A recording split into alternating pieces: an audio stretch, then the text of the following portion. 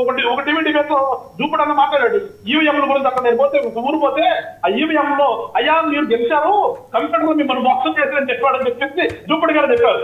మరి అంతకుముందు 2009 ఎందుకు గెలిచారు? అదే కంప్యూటర్ కదా. సో మనం ఒకటి అంటే అక్కడ ఉండక వస్తుంది. 19 ఎట్లా గెలిచారు అని మేము అనాలా? మేము అంటున్నా అట్లా ఏదో వచ్చారు భావోళంలో గెలిచారు. గెలిచిన తర్వాత ఏం చేశారు ప్రజలు చూశారు. చూడబట్టే 11 పరిమితం చేశారు మిమ్మల్ని. అన్ని పక్కన పెడదాం. గెలుపోవటంలో రాజకీయాల ప్రారంభం అండి. ప్రజాస్వామ్యంలో రాజకీయ సిస్టంలో ఈ ఎలక్షన్ సిస్టమ్ లో గెలుపోవటం అనేది సహజ ప్రక్రియ. అది కాదు మనం చర్చించుకోవాల్సింది కూడా.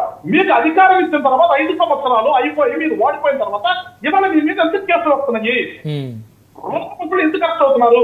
మీరు చేసిన ప్రతి స్కీము లేదంటే మీరు చెప్పినటువంటి ఏదైతే ఉందో మీ పాలసీలో ప్రతి పాలసీలో కూడా ఇవాళ అవినీతి జరిగిందని ఇవాళ ఎందుకు గవర్నమెంట్ ఇన్వెస్టిగేషన్ చేయాల్సి వచ్చింది? నిజాలని ఎందుకు తెలుస్తుంది? మనం మాట్లాడుకోవాల్సిన దాని గురించి కదా. ఇప్పుడు ఇందాక చెప్పారు, మాట్లాడితే ఏమన్నారు, రాజశేఖర రెడ్డికి ఏమి లేదు దాంట్లో, ఏదో వాళ్ళ మిస్సెస్ గారికి చిన్న వాటా. What is president Rajasekhar? ఆయన ఏంటి గతంలో చేసిందండి? ఐటీ అడ్వైజర్ భార్య ఒక కంపెనీలో లేదా ఒక పెద్ద హాస్పిటల్ వాటాదారుగా ఎదిగింది. మరి ఇదే కదా వివరాలు మాట్లాడుతుంది మనం ఎక్కడికే కదా. ఒక